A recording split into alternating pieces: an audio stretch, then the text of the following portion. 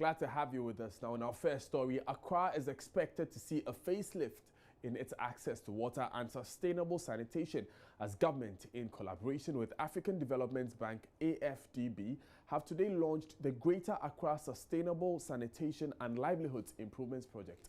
This project is expected to, among other things, provide domestic infrastructure and skill support to poor residents in peri-urban areas. Now, Jojo Kobna is super excited about what he calls his Accra. In this short piece, he shares with us the extremely beautiful side of urban choco like you've never seen before.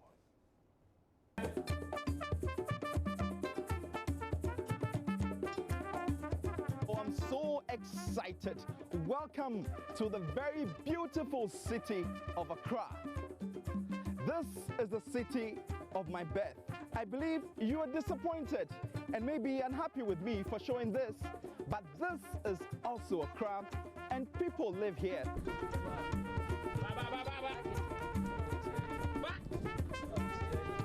And the people who live here are Ghanaians. This is certainly what it is. I want go off. I want hold my head up. But you know they anymore. The river is full of baller. It tend to gutter. My name is Ernest Edu. I'm 37 years old. I've lived here for about 30 years. Formerly, this place wasn't like this. Formerly, we were not 20 here. But as the population keep on growing, the whole area became congested. So now the people living around, they have been throwing rubbish inside the water. When they are putting it inside the water and you tell them that they shouldn't put it inside the water, they will tell you that are you the one to clean it? If you want to fight him, then he will go and call 20 people to come and support him. Then they will be insulting you. In Ghana, it's like they will tell you, it's like your mother, it's like go and look for work and do. River Densu, very nice.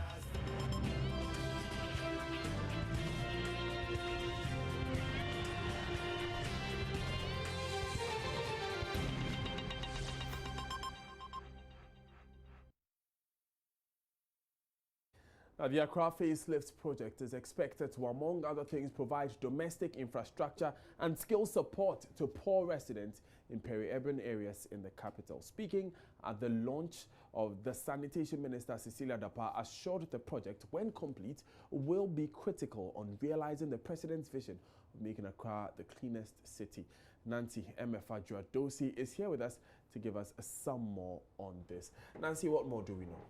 All right, so basically this project is expected to be a 4.5-year project, and it's expected to ensure that we have sustainable sanitation and access to water in line with the President's vision of making Accra the cleanest city in Africa. So today actually was the launch of this project, and it's the African Development Bank that is championing this in collaboration with government to ensure that we have better and cleaner, Greater Accra city as we have it. So basically, I also had an interview with the project coordinator. He's called Stephen Akong, and he has been explaining that after this project, we'll see an improvement in the number of homes that have toilet facilities, because as it stands, a lot of people use the beaches for defecation and because they don't have toilet facilities in their homes. And so what this project will also do is to provide some homes with toilet facilities to curb open defecation. The project seeks to achieve safe and sustainable sanitation in the Greater Accra metropolitan area. In that area, we have, let me just say it in like brick and mortar infrastructure. But then besides that, you should have people to maintain the system. And so as the second objective, we will be having capacity building for the municipal assemblies and the metropolitan assemblies, as well as the ministry and all the other stakeholders that are involved in the project. We understand there's also going to be skill development for people living in such areas. What does this skill seek to achieve? Is it to train them in the area of sanitation so that they come back to society and help us have a better sanitation environment. Yeah, it is part of it, but it is not restricted to only that.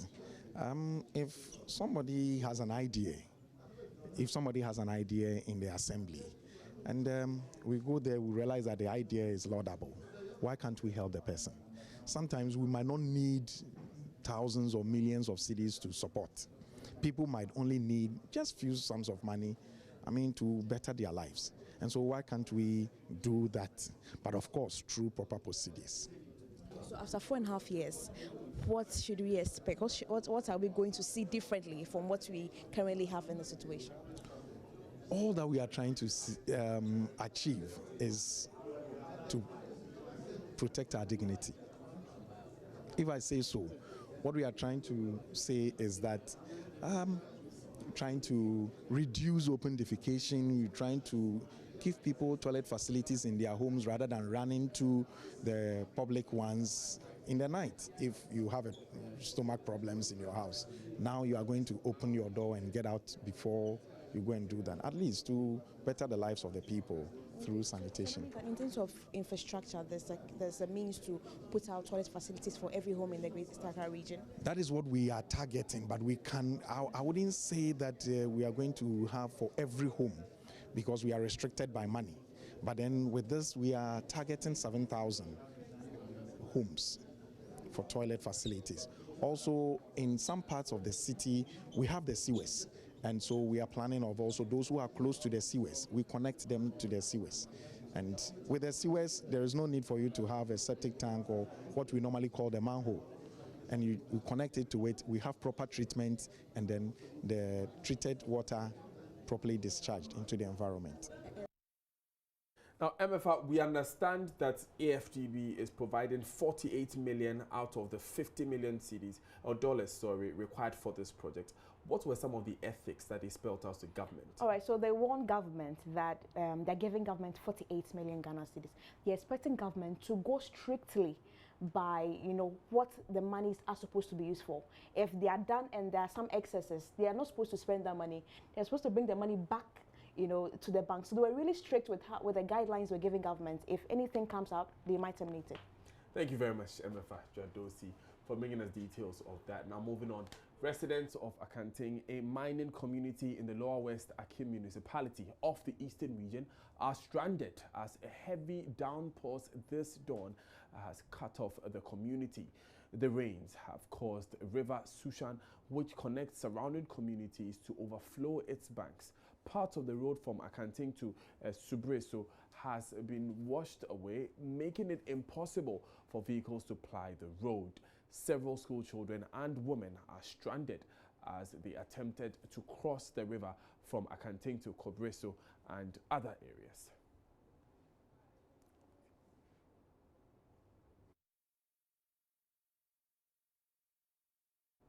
Now, away from that, the 17-year-old girl who is a victim of alleged sexual assault at Obuasi Senior High Technical School has revealed an official of the Ghana Education Service coached her to deny that the teacher forcibly had sex with her. 46-year-old Seth Amponsa is being investigated by the GAS after he denied the act. Some aggrieved teachers of the school say amorous relationships between teachers and students of the school exposed the children to HIV/AIDS because a teacher of the school died of the disease 2 years ago. Manasseh Azuriawuni reports. 46-year-old Seth Amponsa has admitted the girl swept his office and studied there at night. He also admitted buying food from town for the girl and intervening when a senior seized her phone, but he denies sexually assaulting her. Some teachers of the school, however, say sexual relationship between teachers and students of the school has become a ritual. Joy News has cited a petition written by a group of teachers calling itself Concerned and Patriotic Teachers of Obuasi Senior High Technical School. The petition, which was written in July and addressed to the municipal chief executive, alleged that the school authorities wanted to shield Mr. Amponsa and called for the intervention of the MC. I said I should also take it upon myself since it's my former school and I have the school at heart. So I went to the school one evening to interview about 3 students. And truly, they confirmed what I heard, that something had happened and investigations are ongoing. So I came home, and then the following morning I had to inform the PTA chairman, who was not in the know. So he promised following up the case. Then the next person I talked to was the Municipal Director of Education, who was also surprisingly not in the know. And he also promised to follow up. And the last person I spoke with was the BNI officer of Obuasi, who also promised to follow up. So I later called the headmaster, and he said yes, there is an allegation of that sort, and he set up a committee to investigate the matter. So later, when the 3 officers I earlier mentioned had gone to meet with the headmaster, they called me and said the headmaster was not happy about the fact that those people have been informed. The victim of the alleged sex assault has told Joy News an officer from the GES, David Baba Afubi, invited her into a meeting and told her not to cooperate with investigative bodies.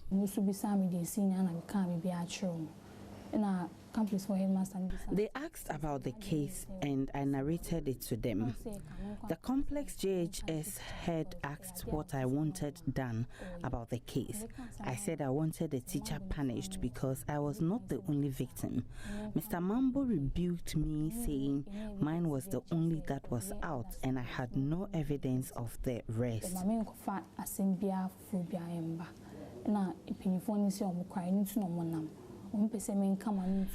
The GS officer told me if anybody asks about the case, I should say I just didn't like the teacher. That's why I accused him of sexually abusing me. He said that would kill the case and my education will not be affected. Education director in the kind, but all canina say Mambuton ma obonitin kubawanka. The head teacher of Complex Junior High School in Obuasi, Aaron Boafo, and the senior housemaster of Obuasi Sectec, Yakubu Mambo, were present at this meeting. They confirmed the meeting was held in Mr. Mambo's house, but denied the GS official tried to scuttle the investigation. Aaron Boafo said Mr. Afubi advised the girl not to cooperate with outsiders such as the media and not the GS officials. The MP for Obuasi East, Dr. Patrick Boachi Yadom, who is an old student of Obuasi Sectec, says the sex scandal which has become public is a tip of the iceberg. There's widespread rumor on campus that not one male tutor, not 2 male tutors. I think what I heard was about more than 20 male tutors on campus who are alleged to be indulging in these immoral acts with the female students. And I felt this should not be allowed to happen on campuses of our second cycle institutions. These are young students, young females, they are vulnerable, and you can't use exam threat will help you to pass and woo these young vulnerable girls into these acts. That will not help them. You know, I'm a medical officer. There's this widespread prevalence of HIV in Ghana and then in Obuasi. According to the teachers who petitioned the MCE, when a male teacher of the school died of HIV/AIDS complications 2 years ago, there was panic in the school because teachers often passed the girls around. They want the GES and stakeholders of the school to take a decisive action to end all forms of sexual relationship between girls and teachers of the school. Now, about 7,000 bonded nurses, midwives, and other allied health workers say they are frustrated over what they describe as dishonesty on the part of the Health Ministry about their employment status. The group, largely made up of the 2016 batch of health workers, say their members have not been contacted over the financial clearance announced by the ministry for the nurses to begin earning salaries by the start of next year. It would be recalled that the nurses staged demonstrations in 6 regional capitals in September over the lack of postings, prompting an announcement by the ministry that they had secured financial clearance for over 10,000 nurses. but the nurses say they are yet to hear from government since the demonstrations and are vowing to intensify their protests. The group has given the ministry and government a 14-day ultimatum to have their concerns resolved, else they picket the Jubilee House to drum home their concerns. President of the Unemployed Bonded Nurses and Midwives Coalition, Daniel Obo, has been addressing a press conference in Accra. Komla Adom was there and joins us via phone. Komla, what more has Mr. Obo been saying? Daniel, so the leader of the coalition of the unemployed bonded nurses, he makes the point that scores of their members have been reduced to, doing menial jobs like petty trading, head porting at market squares, just to keep body and soul together, because for 2.5 years they have remained at home and they have remained unemployed. And so they are saying that after the 14-day ultimatum on the 29th of October, they're going to march straight to the Jubilee House, where they're going to present their petition directly to the president, because they suspect that the petitions they submitted to the regional ministers in September, when they did the demonstrations, have not reached the president. That's the reason why they still are unemployed.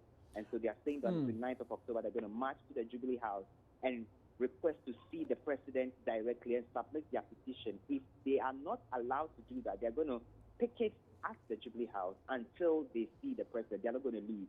And these are nurses who some of whom are dental assistants, clinicians, lab technicians, and all of these, numbering over 7,000. And you will recall that the ministry made an announcement in September that they had secured some clearance for over 10,000 nurses. But these nurses tell me that they are yet to see who exactly benefited from that financial clearance, which was announced by the health ministry in September. They say since the time they carried out the demonstrations in September, they have not heard anything from government nor the health ministry, and so they think that the ministry is being dishonest with them. Thank you very much, Komla Adom, for that update. Now moving on, the High Court sitting in Accra has declined an application by Kennedy Japan seeking to dismiss the 25 million defamation suit against him by Anas Armeo Anas. The court also held that the writ filed by Anas does not in any way violate the constitutional rights of Mr. Japan, as no relevant legal point has been raised to substantiate that claim. Mr. Japan claimed that the wearing of a mask and the concealment of his identity breached his constitutional rights under Article 33 of the Constitution. The court directed Anas to furnish Mr. Japan with a more detailed address in 10 days, as the current address provided is not sufficient. The court noted that Anas uses North Laboni Crescent, whilst Kweku Bako, who also lives there, described it as North Laboni Estates in a writ he filed in the Supreme Court. The court further directed Mr. Japan to file his statement of defense within 14 days. Mr. Japan had filed an application seeking to dismiss Anas's lawsuit on the basis that the writ was incompetent and that it did not disclose Anas's address. That even the address provided by Anas was not his address and he did not live there. And finally, that the writ breached his constitutional right as a person.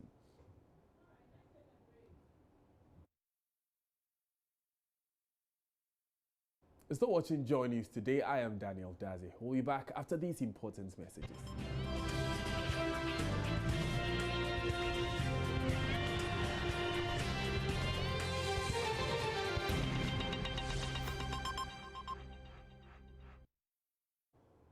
Still watching Joy News today. Thanks for staying with us. Now, former press secretary of the PNDC, Captain retired George Mfojo, is refuting claims that the military junta is responsible for the murder of the 3 judges and an army major in 1982. This comes on the heels of calls from the former Bar Association president, Sam Okujeto, that the military government supervised the killing of the 4 and ought to apologize for it.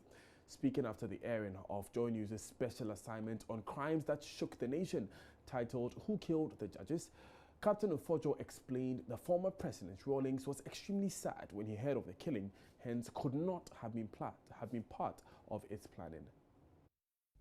What has led us to this fine dispensation? We are enjoying the freedom that our forefathers fought for. We are not fighting like other countries did. We brought, this country all along to this place. And I believe that that coup has ended all coups in Ghana. Okay, yes. the 81. Yes, it has ended all coups in Ghana. Because now, look at what you are doing. You are here, GTV is there, other stations are there. Who is going to come to your studio and say, the hypocrisy of so-and-so's government is, I'm seizing power? Who will look? It's only your limited audience that will see it. He will not go far. When we had GBC only, GBC, anybody who came to the studio won the day. You see, so we have been able to bring this country to this level and complete freedom. Everything you want, you have it. I'm sorry that people had to sacrifice their lives for this. It's not the best. It's not the best. I don't think any of us is a different human being. Any of us in the PNDC era or working around the PNDC era, we are people like everybody. We feel, we have feelings. The claim that the PNDC actually had people who were insensitive to the happenings of the time, the excesses of the period. Is it true? I'm telling you that by all means, in every situation, there will be excesses. But I don't necessarily have to ask you to go and do this. Okay. It is what you have in your mind. You see, I have this power, let me use it this way. That is yours. It's not mine. If we get you, we'll punish you. Do you think we didn't punish our own people? We punish them. Do you want us to announce to you that we have punished this person because he has done this? No. He was also full of praises for the military government, insisting it was the best to have ruled the nation. He was not happy. Of course, obviously, he was not happy. And because I couldn't even get close to him, he had sent for me. And when I got back, he was standing in the center of the regiment on the road. And then other people, nobody was close to him. His bodyguards were also, a bit away from him. And I realized that he was in a very tense mood. He was in a very tense mood, and I also didn't, I received it from him. Because you see, he was somebody who was most of the time indoors. Okay. And so he would tell us, go out and discipline the men. Make sure that they don't bring problems, home to us. You see, so when I got there and he saw me, because usually when something happens and I come, maybe we have to help organize a press conference or a press statement. So when I got there, I thought that was the only thing. But he gave it to me. He gave it to me as if I was at any fault. Okay. He gave it to me. I couldn't stand him. I couldn't stand him. So I had to get back in fear. He was really, really tense. I've told you that I am not here. Now, away from that, private legal practitioner Joyce Edu is calling on government to either repeal the country's death penalty or go ahead and execute prisoners currently on death row. According to her, the law has outlived its purpose and that government should revoke it as it has failed to deter people from serious crimes and rather congests the prisons.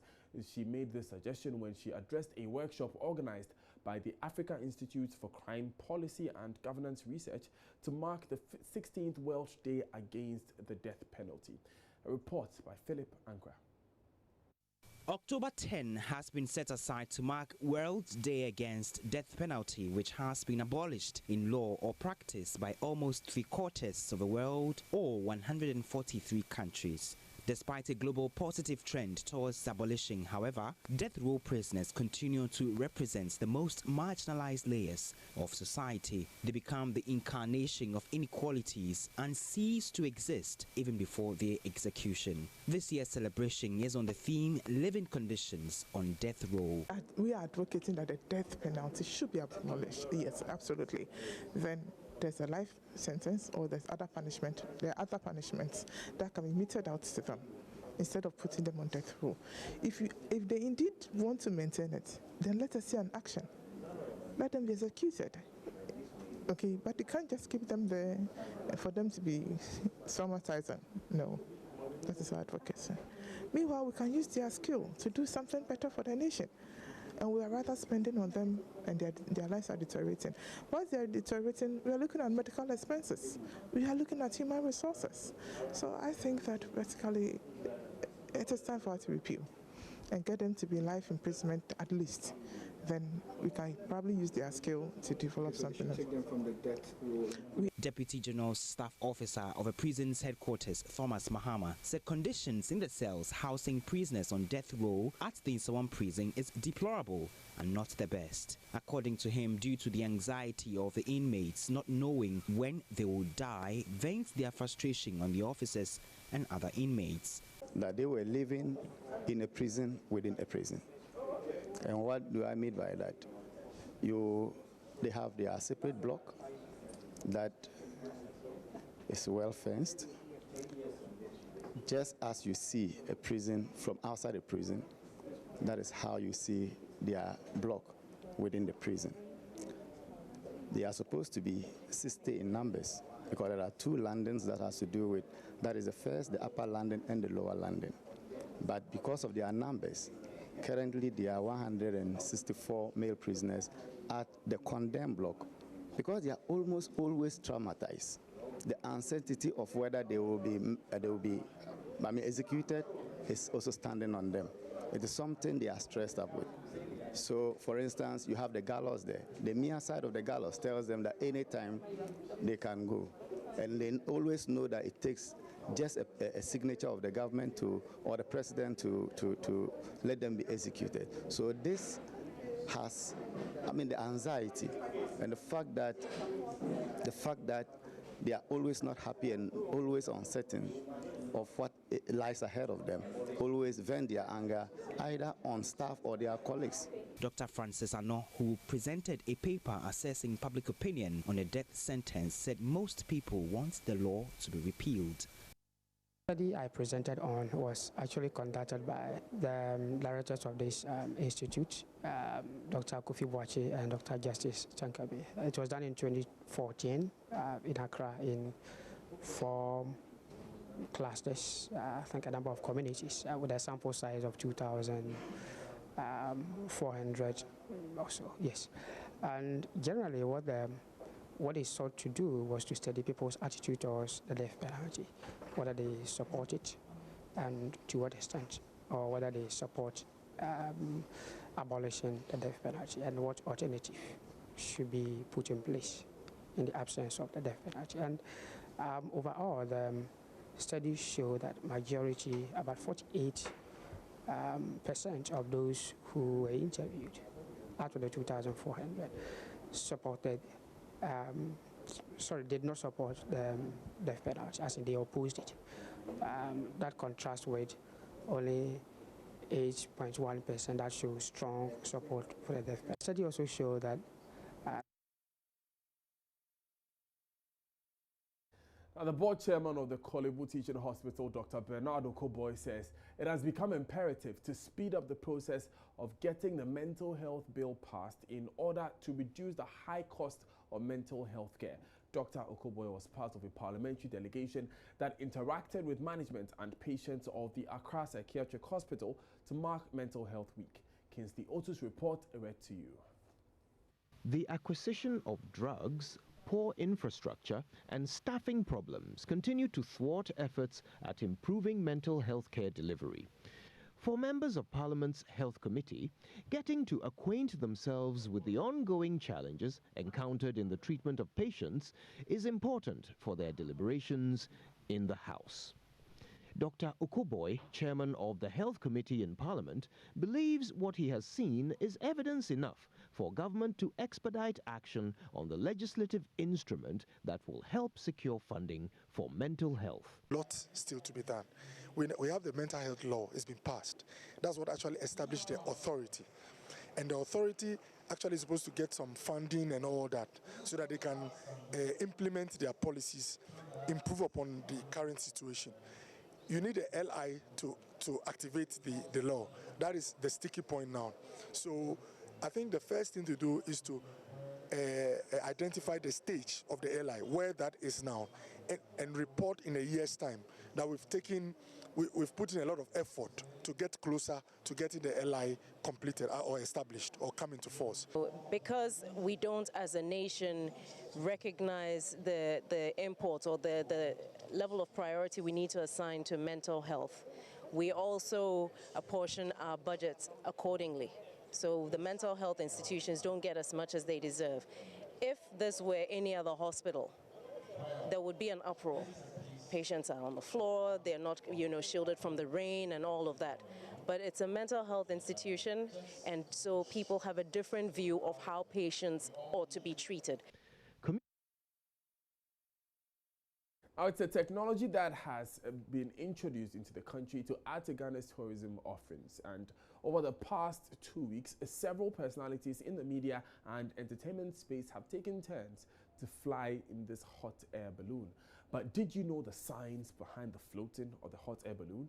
Komla Adum, who has been covering the cowbell hot air balloon flights, has more.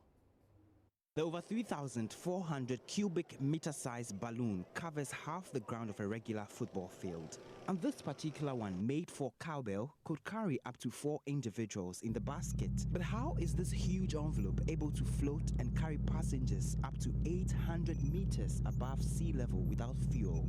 It simply works on the Archimedes principle of flotation.